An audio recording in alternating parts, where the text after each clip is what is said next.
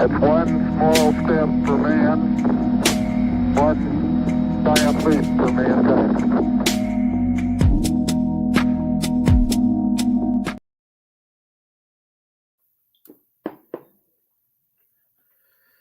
What it do? What it do?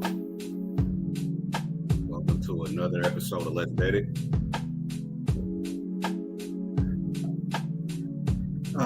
Man, hope you guys have been good. It's been a few days since we've been live. I know Can't Stop has been down pretty sick. Last like few days, I think he's getting better though, so we should have him back. GOB, hopefully we can get him on this week. Just been a week, just dealing with personal stuff. If you know anything about me, I'm a high school teacher, so high school started back this week here in Indianapolis, so just kind of getting acclimated to that, getting back into the swing of things. But man, we got a 5-game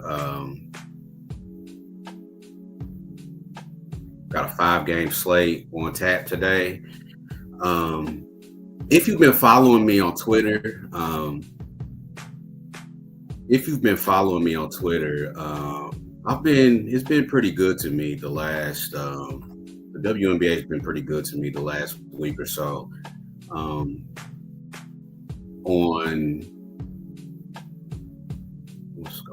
Let's go down.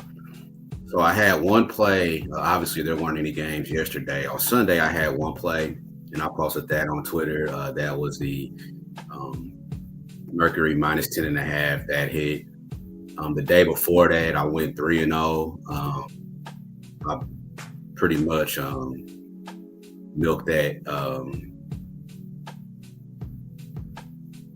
What is that? The Lynx game. I pretty much kind of got a lot out of that one, 3-0. So day before that, 4-1 on my official play. So the first week coming out the break was pretty shaky, but this last week has been, it's been a lot better. So let's just try to get some more.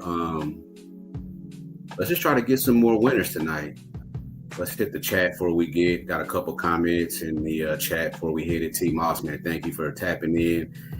Exotic Donut, how you doing riding back home? I'm home, man, so you might be watching the wrong stream or whatever, but here at the crib chilling. So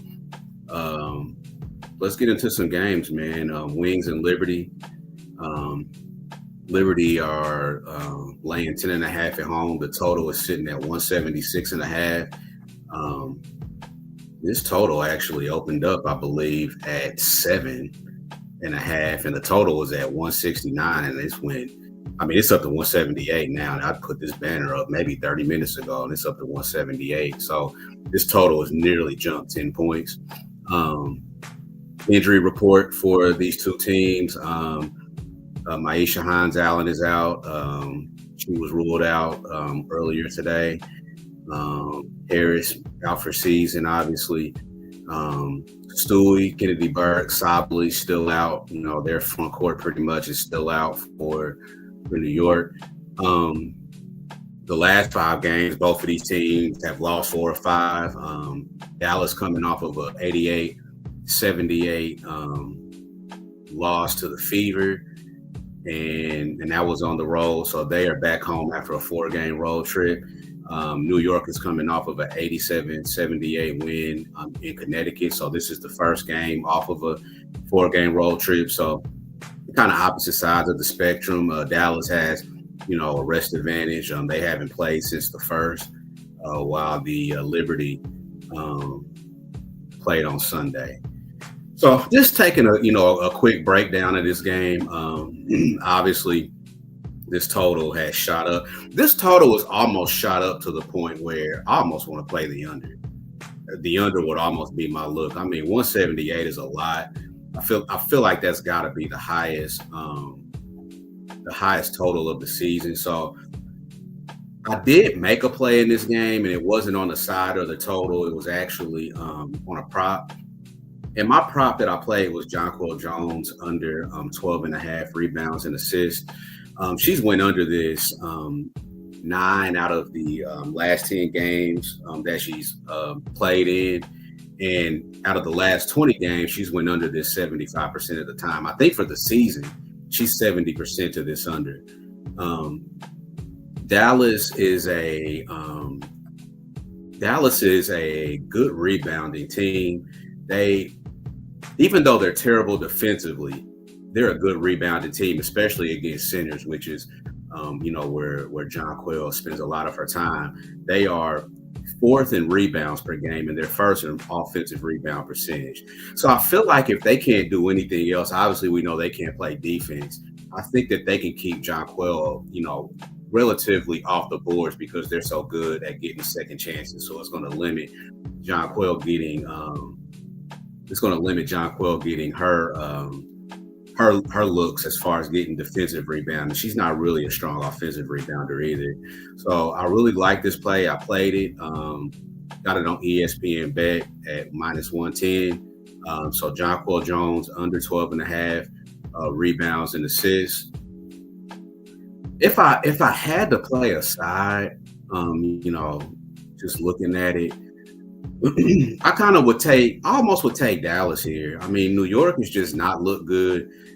Dallas really hasn't either, but New York coming home after being on the road for 4 games, that's not an auto fade, but that's a fade for me, coming back home off of a long road trip like that. Let's see when their next game is, the Liberty. Well, I don't even think it matters. But anyway, yeah, coming off of a 4-game road trip, they only won 1 out of those 4. So I still think the Wings can keep this thing close. I really do. I think until they get those front court players back, they are going to be vulnerable every night, and I think this is just too many points. So let's hit the next game. Mystics at Sky. Sky are getting 5.5 at home. This was 7.5 earlier today, but the Mystics obviously traded Brittany Sykes over to Seattle. She was their leading scorer, so they traded her for another player, and I believe a draft pick. This one for me, I took the Mystics team total under 81.5. I'm not sure if you can get that number anymore, but I got it on Fanatics. Looking at Fanatics, it's actually went down to 80.5. It looks like. So, anytime you trade your best player like that, and you trade them hours before tip off of your game, I feel like that's got to kind of rattle the team a little bit. You got to think that these ladies, they spend a lot of time together. They're like family. They spend more time with each other during the summer than they actually do their own families, being on the road and, just being a WNBA player in general. So when a player gets traded like that and it's your leading scorer, you're really your best player almost, got to rattle the cages for the Sky a little bit. And that's why you've seen this line come down. You've seen the total come down a little bit. And it makes sense. So I took Mystics team total under 81.5. I couldn't talk anybody off the full game. The full game under. I know Angel Reese is still out for the Sky. And the update just came across for Angel Reese that there's no timetable for her return. So I said this about Caitlin Clark, and I didn't have any inside information. I didn't know anything, but just knowing how, because obviously I'm from Indianapolis, so just seeing what happened to Tyrese Halliburton, I thought in my mind they are going to be super careful with Caitlin. They just have to, and call me a conspiracy theorist, but you know what? I'll wait to get to that the next game to talk about that. But I have my own theory as to why they haven't announced her being out for the season, but I could be wrong. But back to this game. Yeah, I just think that Angel Reese, I think they are going to shut her down for the season. They have absolutely nothing to play for. They're completely ass. They're 7-21. They can't play defense. I think their coach sucks. Like, it's just a lot about this team that I don't like. And without Angel Reese, I know Ariel Atkins is going to be back for this one. But she's been out for a ton of games, so it's going to take her a while to get back, back acclimated on the court. She's going to be a little rusty. So I just think that this is going to be a defensive game. So I couldn't talk anybody off of the total. If I had to look anyway on the side, it'd have to be the Sky. But I mean, you've lost a couple points of value after the Sykes trade. So as far as player props, can't go wrong with anybody in the backcourt. Whoever's starting in the backcourt behind Sykes. The Sky are terrible defensively. I think Sonia Cintron could have a big game. I'm sure her prop numbers have jumped up a ton. But yeah, if I was looking anyway, total wise, I would be looking toward the under 156.5, Sky plus 5.5. But I did play the Mystics team total under 81.5. I just think that's too much offense to be taken away right before a game or hours before a game starts and expect, that to be made up. So that was my play on that one. Next one, Fever Sparks. This actually opened, I believe, with the Fever being dogs, like 1.5 point dogs. This is moved to Fever minus 2.5, and I've made a play on this game. The total has it opened at 173.5. It's up to 178, so just as high as New York and Dallas. I made a play on this game, and I made it earlier today, and I took the Fever minus 1.5. The Fever have been hot, and don't get me wrong, LA has been playing great too. They have both. LA has won 4 out of 5. They've beat. The competition may be a little bit questionable, but they've beaten Washington, they've beaten Connecticut, they've beaten New York, they've beaten Seattle in a double overtime game. I like where I like where the Sparks are going. They are a talented team, and I feel like they were underperforming in the first half of the season, but they're really putting it together, especially after the All-Star break, and trying to make a push for the playoffs, which I think they will be successful in doing. You've got Plume, you've got Hamby, you've got Brink that's going to work her way back, Azura Stevens, Rakia Jackson. They are a talented-ass team. Like, I don't think if they get in this year, they might be a one-and-done type of thing, like first round, but this team is really talented. So in the Fever, on the other hand, 5-0 straight up their last 5. They have beaten Vegas, Chicago, Phoenix, Dallas, Seattle. And I just think in this game, this particular spot, the Fever, the Sparks have beaten the Fever twice this season in Indiana. And so I just think that there's going to be some type of, I think there's going to be some type of get back right here. I mean, this is double revenge. They've gotten you twice at home. And it's time to get their lick back here on the road. So I took the Fever minus 1.5. Couldn't be mad at the minus 2.5. I do think this will be tight. But do like the Fever. I took the Fever at minus 1.5. If I had to play a total, I mean, it's got to be over, right? Like, these two teams, they consistently play over. 178 is high. It's too high for me. But I could really see the Fever coming out and really playing defense. Let me look up the Fever schedule real quick. I'm trying to bring it up on my computer here, but it was going real slow. So let me bring up the Fever because I want to see when they play next. I want to see how hard they go in this game. Give me 1 second. Fever schedule.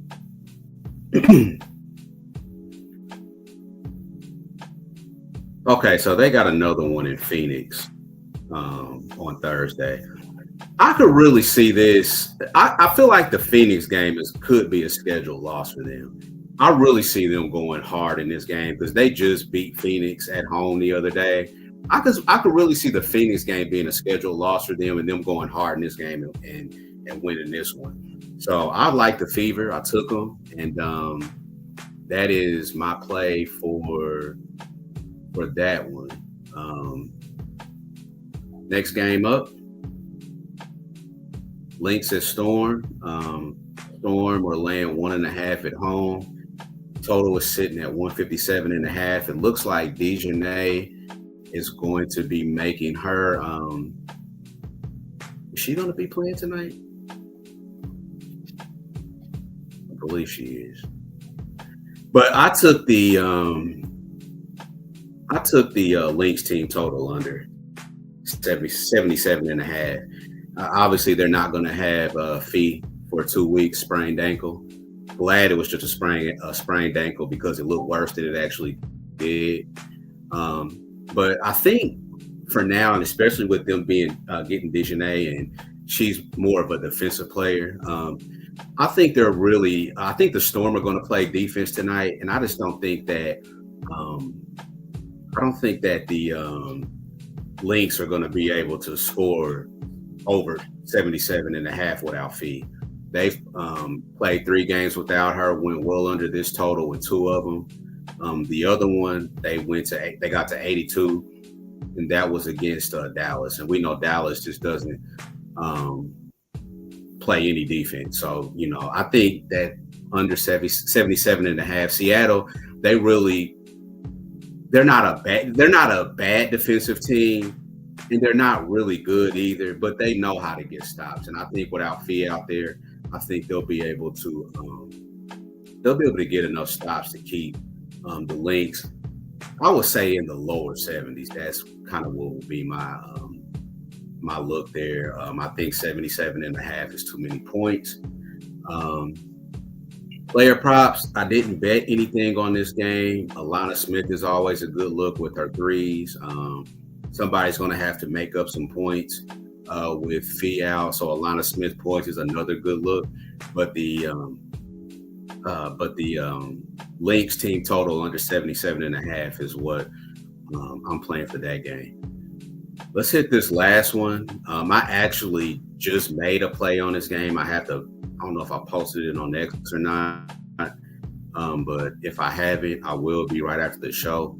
And I'm also posting these plays on our YouTube channel too. So if you're subbing to our YouTube channels, you should be getting these plays to your email. But Sun versus Mercury. Mercury are getting 14.5 at home. Total sits at 169.5. I took the under, and the reason why I took the under, a couple reasons why I took the under. The Sun coming out the All-Star break, and even a little bit prior to the All-Star break, they are really focusing on the defensive end. They are not a good offensive team at all. I think everybody knows it. They know it. The league knows it.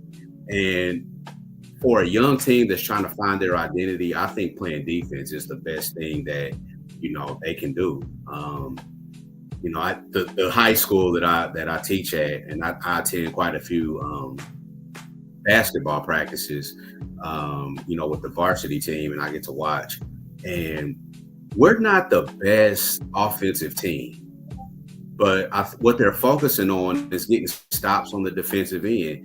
And you're talking about high school kids, you know what I mean? So I think with these young ladies that don't have a lot of experience in this league, play defense and the offense will come. And I think that Phoenix coming off of a long road trip, their first game back, I think they're going to be a little bit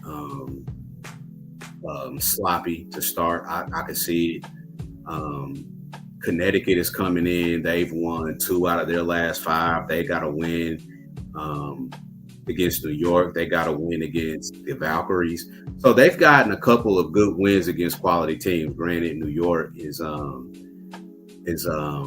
depleted at the moment, but a win is a win for them. And they won that game by 16 coming out the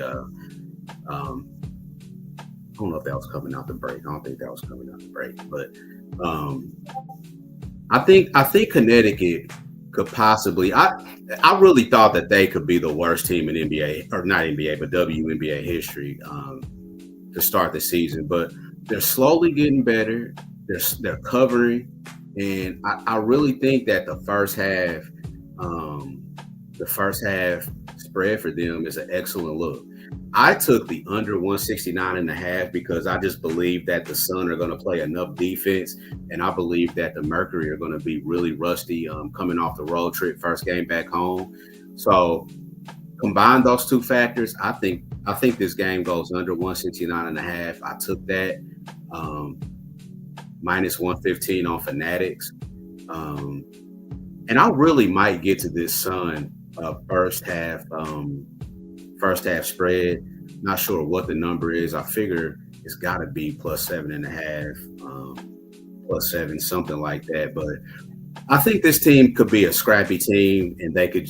I think going forward the rest of this season, they're going to be a team that's really scrappy in the first half, and then you just fade them in the second, particularly the third quarter. So I played the under 169.5, but I couldn't talk you off of looking at a Sun first half ATS.